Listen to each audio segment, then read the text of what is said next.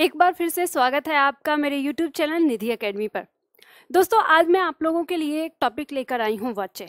इससे बहुत ज्यादा एग्जाम में क्वेश्चन आते हैं। चलिए देखते हैं वाच्य कितने प्रकार का होता है। तो वाच्य अगर हम बात करें तो वाच्य ना वाक्य का प्रकार है। वाक्य का वह प्रकार जिसमें प्रधानता को आधार रखा गया है, यानी जिस वाक्य में कर्ता प्रधान हो, कर्म प्रधान हो या क्रिया प्रधान हो, यानी कौन सी चीज उसमें प्रधान है, इस तरीके से जब हम किसी वाक्य को देखते हैं तो वो हमारे वाच्य कहलाते हैं।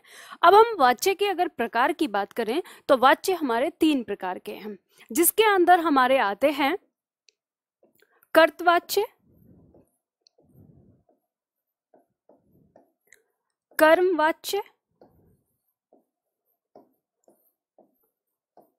कर्मवाच्य और भाववाच्य। देखिए, वाच्य में अक्सर हमारे स्टूडेंट को थोड़ी सी परेशानी होती है, लेकिन मैं यहाँ पे आपको बहुत सिंपल तरीके से बताऊंगी पहचान, यानी कोई घुमाना फिराना ही नहीं। आपकी किताबों में जो परिभाषा दी हुई होगी उससे बिल्कुल अलग हटके।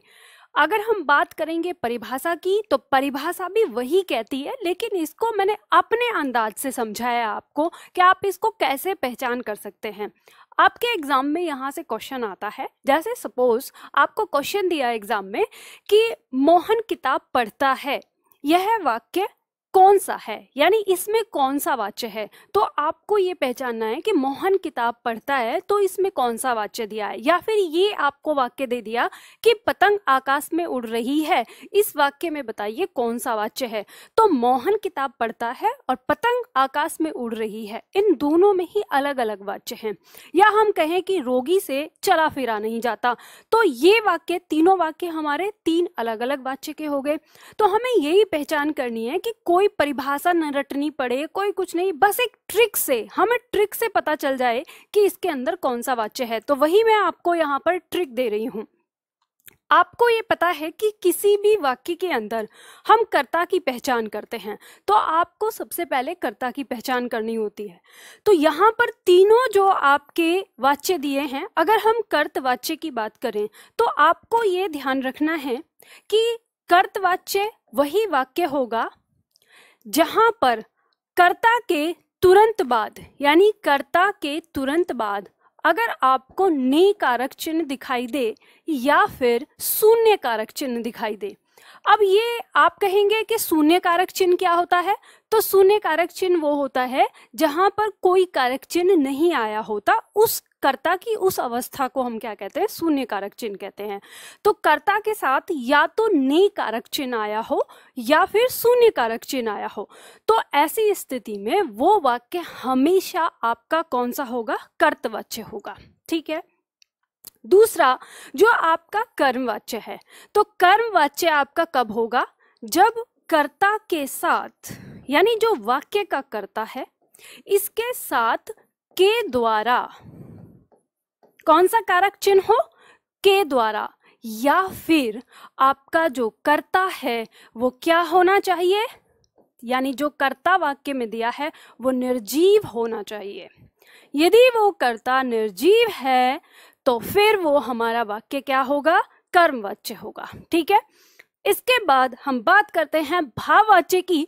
तो भाववाच्य में आपको याद रखना है कि जो हमारा कर्ता है, कर्ता के साथ हमें से कारक चिन्ह दिखाई दे, और इस तरह के वाक्यों की पहचान आपको हो जाएगी। ये वाक्य अक्सर नहीं शब्द लिए हुए होते हैं, यानी नकारात्मक जो हमारे निषेधवाचक वाक्य होते हैं, अक्सर निषेधवाचक वाक्य हमारे भाववाच्य से बनते हैं। आपको यहाँ पर एक चीज और पॉइंट मैं आपको बताती हूँ। जो आपका कर्तवाच्य है, लगभग 80% वाक्य हिंदी के किस में होते हैं, कर्तवाच्य में होते हैं। लगभग 18% जो वाक्य होते हैं वो हमारे कर्मवाच्य के होते हैं, और लगभग 2% वाक्य ही जो हमारे होते हैं वो भाववाच्य होते हैं। इसमें एक और कॉमन बात आपको याद रखनी है कि जो हमारे कर्तवाच्य, कर्मवाच्य और भाववाच्य, ये जो भाववाच्य है ना, ये हमारी बोलचाल की भाषा में ना के बराबर होता है, सिर्फ हमारे एग्जाम में इसका प्रयोग होता है। और अगर इसे कोई बोलचाल में लेता भी है ना, तो आप देखेंगे जो खड़ी बोली के जो लोग हैं वही इस तरह के वाक्यों को अपनी बोलचाल में लेते हैं, लेकिन जो मानक हिंदी पढ़ते हैं या मानक हिंदी बोलते हैं तो वो इस तरह के जो वाक्य हैं उनका प्रयोग करना नहीं चाहते या करते नहीं हैं। क्यों नहीं करते? क्योंकि इस तरह के वाक्यों को हम कर्तवाच्य के अंदर आराम से बोल लेते हैं, इसलिए हमें कोई आवश्यकता नहीं पड़ती है। अब आप कहेंगे कि मैडम ये जो चीज़ आपने बताई इसको ना उदाहरण के साथ समझाइए, तो चलिए मैं आपको ना उदाहरण भी देती हूँ। सबसे पहले हम लेते हैं कर्तवाच्य। आपको ना यही 3 बातें अपने दिमाग में रखनी है, आपका वाच्य से आने वाला हर क्वेश्चन सॉल्व हो जाएगा। ये 3 बातों को अपने दिमाग में रखना है। जब भी आप देखेंगे कर्तवाच्य के साथ, कर्ता के साथ ने या शून्य कारक चिन्ह देखेंगे। अगर वो कर्मवाच्य आपका देखना है तो कर्ता के तुरंत बाद के द्वारा लगा हुआ होना चाहिए, अगर वो सजीव कर्ता है तो, और नहीं तो जो आपका कर्ता है वो आपको निर्जीव देखने को मिलेगा, तो आप आंख बंद कर लगा दीजिएगा कि वो आपका कर्मवाच्य है। और यदि भाववाच्य आपका आता है तो कर्ता के तुरंत बाद ना से कारक चिन्ह लगेगा। अब इसको ना एग्जाम्पल से समझ लेते हैं अच्छी तरह से कि कैसे हम इनको पहचानेंगे।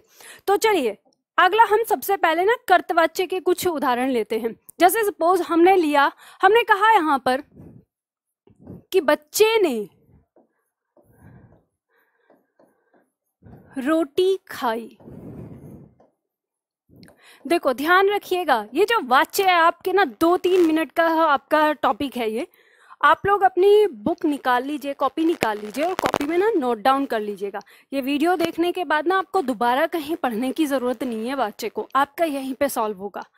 वाक्य हमने लिया बच्चे ने रोटी खाई। एक और वाक्य हम लेते हैं यहाँ पर, जया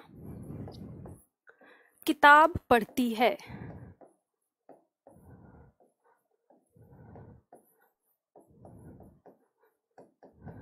एक और वाक्य ले लेते हैं, राजीव घर जा रहा है। हमारे सामने ना यहाँ पर 3 वाक्य हैं, ठीक है। अब यहाँ पर हम इन 3 वाक्यों में देखते हैं कि हमारा कौन सा वाच्य है। तो सबसे पहले मैंने आपको बताया कि कर्ता के तुरंत बाद कारक चिन्ह आपको देखना है। ये है इस वाक्य में हमारा कर्ता, यानी रोटी खाने का काम कौन कर रहा है? बच्चा कर रहा है। तो बच्चा कर्ता हो गया। कर्ता के तुरंत बाद कौन सा कारक चिन्ह है? तो ने कारक चिन्ह दिखाई दे रहा है। तो ने कारक चिन्ह आने पर यह वाक्य आपका क्या हो गया? कर्तवाच्य हो गया। सिंपल। अब इसके बाद देखो दूसरा वाक्य, जया किताब पढ़ती है। यहाँ पर कर्ता कौन है? काम को करने वाला कौन है? कौन किताब पढ़ रहा है? जया पढ़ रही है। तो जया यहाँ पर कर्ता है। कर्ता के बाद कौन सा कारक चिन्ह है? तो यहाँ पर कोई कारक चिन्ह नहीं दिखाई दे रहा।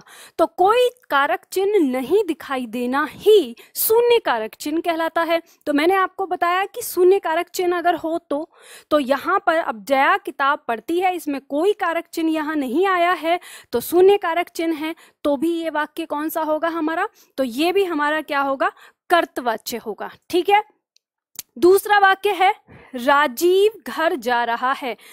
घर जा रहा है, कौन घर जा रहा है? राजीव घर जा रहा है। जाने का काम कौन कर रहा है? राजीव कर रहा है। तो कर्ता कौन है? राजीव है। राजीव के तुरंत बाद क्या है? कोई कारक चिन्ह है? नहीं है कारक चिन्ह, यानी कारक चिन्ह क्या है? शून्य कारक चिन्ह है। तो यहाँ पर भी हमारा क्या होगा? कर्तवाच्य हो जाएगा। ठीक है। एक और उदाहरण ले लीजिए। जैसे मान लो हमने कहा कि सीता ने चावल खाया। अब सीता ने चावल खाया, इस वाक्य में बताइए कौन सा वाच्य है आपका? तो आप कहेंगे कि चावल किसने खाया, यानी चावल खाने वाला कौन है?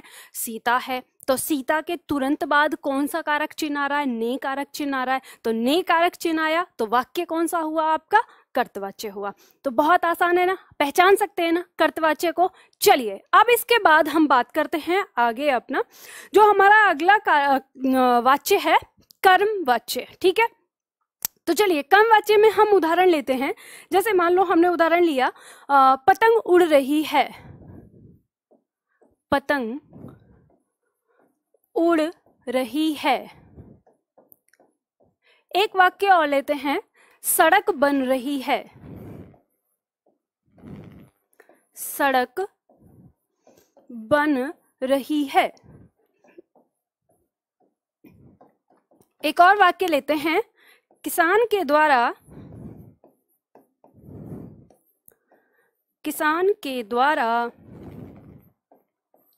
खेत जोता गया। किसान के द्वारा खेत जोता गया। हमने 3 वाक्य लिए। हम यहाँ पर दूसरा एक और वाक्य ले सकते हैं। मानो हमने कहा कि मोहन के द्वारा पत्र लिखा गया। ठीक है, 4 वाक्य हमारे यहाँ पर हो गए। अब यहाँ पर हम देखते हैं कि पतंग उड़ रही है। मैंने आपको बताया था कि जब कर्मवाच्य आपका वो होगा जहां पर कर्ता के तुरंत बाद क्या दिखाई दे, के द्वारा। तो यहाँ पर जो हमारा सबसे नीचे वाला जो वाक्य है, इसमें किसान के द्वारा खेत जोता गया। किसान है काम को करने वाला, खेत जोतने वाला कौन? किसान। किसान मतलब कर्ता हो गया। कर्ता के तुरंत बाद क्या दिखाई दिया है? के द्वारा। तो के द्वारा दिखाई दिया, तो ये वाक्य हमारा क्या हो गया? ये हमारा कर्मवाच्य हो गया। हमने कहा मोहन के द्वारा पत्र लिखा गया। तो पत्र किसने लिखा? कौन लिख रहा है पत्र? मोहन लिख रहा है। तो मोहन के तुरंत बाद क्या आया? के द्वारा आया। तो वहां पर भी हमारा कौन सा वाच्य हो गया? हमारा कर्मवाच्य हो गया। अब हम बात करते हैं इन 2 वाक्यों की जो ऊपर दिया है कि पतंग उड़ रही है, सड़क बन रही है। अब आप ये कह सकते हैं कि मैडम यहाँ पे तो काम को करने वाला यानी उड़ कौन रहा है? पतंग। बन कौन रहा है? सड़क। तो ये कर्ता हो जाएगा और फिर इसके बाद कोई कारक चिन्ह नहीं आया तो आप कहेंगे कि ये कर्तवाच्य हो जाएगा। नहीं, मैंने उसके साथ आपको ये बताया था कि यदि आपका कर्ता निर्जीव हो तो भी वो वाक्य क्या होगा? कर्मवाच्य होगा। पतंग सजीव है क्या? नहीं ना। पतंग अपने आप नहीं उड़ती है। पतंग को या तो कोई मनुष्य ना डोर में बांध के उड़ाता है, तो काम करने वाला वो मनुष्य है जो यहाँ पर नहीं है।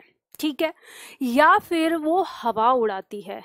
अब यहाँ पर पतंग अपने आप नहीं उड़ रही, या तो उसे हवा उड़ा रही है या तो उसे कोई व्यक्ति उड़ा रहा है, तब पतंग उड़ रही है। तो हम जैसे अगर हम कर्म की पहचान करें तो यानी अगर हम वाच्य को देखें तो ये कर्म जिसमें कर्म प्रधान हो, क्या उड़ रही है? पतंग उड़ रही है।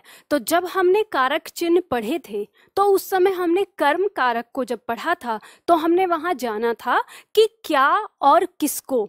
अगर हम इन 2 प्रश्न से क्रिया में प्रश्न करते हैं तो हमें जो आंसर मिलता है ना वही कर्म होता है। इस वाक्य में हम कहते हैं क्या उड़ रही है? पतंग उड़ रही है, ये हमें आंसर मिलता है। तो पतंग हमारा कर्म है और कर्म पहले ही इसके अंदर आया, इसमें तो कर्ता का लोप पाया गया है।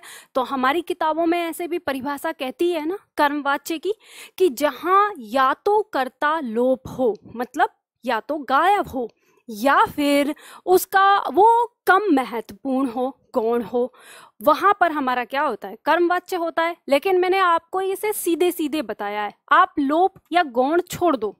आप सीधा सिंपल सा क्या देखो, आप ये देखो कि या तो कर्ता के तुरंत बाद के द्वारा दिया हो, या तो फिर हमारा कर्ता जो यहाँ पर इस वाक्य में बना हुआ है वो क्या हो? निर्जीव हो। अब सड़क बन रही है, सड़क अपने आप तो नहीं बनेगी, या तो कोई मजदूर बनाएगा, या तो सरकार बनाएगी, या फिर ठेकेदार बनवाएगा। मतलब उसको बनवाने वाला, उसको देखरेख करने वाला कोई अलग व्यक्ति है ना, सजीव व्यक्ति है, वही रियल में करता है। लेकिन यहाँ पर तो जो सड़क है ये निर्जीव है। तो इन दोनों वाक्यों में भी हमारा क्या होगा? कर्मवाच्य होगा। आसान है। ज्यादा डीप में जाओगे उलझ जाओगे, ऐसे देखोगे तो संभल जाओगे। चलिए अगला लेते हैं भाववाच्य। भाववाच्य में हमारा क्या आता है, यानी इसको हटा देती हूं मैं। भाववाच्य मैंने आपको बताया कि कर्ता के तुरंत बाद ना से कारक चिन्ह होता है। जैसे मान लो हमने कहा रोगी से बैठा नहीं जाता।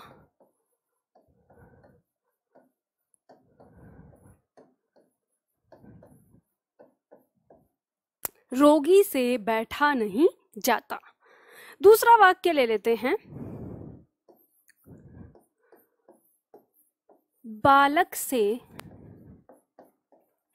पढ़ा नहीं जाता। इस तरह के वाक्य हमारे दिए रहते हैं। देखो, अगर आप डिटेल में पढ़ना चाहते हो ना, तो आप मेरा ऐप डाउनलोड कर लीजिए, निधि एकेडमी, प्ले स्टोर पर जाकर। वहां पर आपको एक तरफ से एक सिरे से आपको पूरी क्लासेस दी हुई हैं। और मैं तो आपसे यही कहूंगी कि किसी टॉपिक को इधर उधर पढ़ने से कहीं ज़्यादा अच्छा है कि पूरा कोर्स लेकर एक बार कंप्लीट कर लिया जाए। हिंदी में 100% मार्क्स लाने के लिए हिंदी को एक ढंग से, एक सिलसिलेवार ढंग से पढ़ना ज़रूरी होता है। और याद रखिए, हिंदी एक ऐसा सब्जेक्ट है जिसे आप एक बार अगर पढ़ लेना तो फिर दोबारा आपको पढ़ने की ज़रूरत ही नहीं पड़ती, और वो हमेशा आपकी रैंकिंग को ना ऊपर उठाने में मदद करता है। चलिए, तो यहाँ पर मैंने आपको ना 2 उदाहरण दिए भाववाच्य के लिए। मैंने आपको बताया कि कर्ता के तुरंत बाद से कारक चिन्ह। अब यहाँ पे हमारा कौन सा है कर्ता? यहाँ कर्ता है रोगी। रोगी के तुरंत बाद जो है क्या आ रहा है? से कारक चिन्ह आ रहा है। सीधा सिंपल सा आपको देख लेना है कि इसमें कौन सा वाच्य हमारा होगा, भाववाच्य हो जाएगा। बालक, इसमें कर्ता है, कर्ता के तुरंत बाद से कारक चिन्ह है, इसमें कौन सा हमारा वाच्य हो जाएगा? भाववाच्य हो जाएगा। अब आप ना एक बात ये जानिएगा, भाववाच्य अगर हम इनकी परिभाषाओं की बात करें तो जो कर्तवाच्य होता है उसमें कहते हैं कि इसमें कर्ता प्रधान होता है, कर्तवाच्य है। जो कर्मवाच्य है उसमें कर्म प्रधान होता है, और जो भाववाच्य है उसमें क्रिया प्रधान होती है। तो आप देख सकते हैं कि यहाँ पर जो स्पेशल फोकस किया जा रहा है वो बैठने पर किया जा रहा है, यानी क्रिया प्रधान है। यहाँ फोकस किया जा रहा है पढ़ने पर, फोकस किया जा रहा है, यहाँ पर भी क्रिया प्रधान है, तो ये हमारा भाववाच्य में आ जाता है। और जैसा कि मैंने आपको एक एग्जाम्पल बताया था, इसका ट्रिक बताई थी कि इसमें नहीं शब्द आपको देखने को मिलेगा, यानी 99% आपको भाववाच्य के अंदर नहीं शब्द मिलेगा। ये निषेधात्मक जो वाक्य होते हैं अक्सर उन्हीं में बोला जाता है।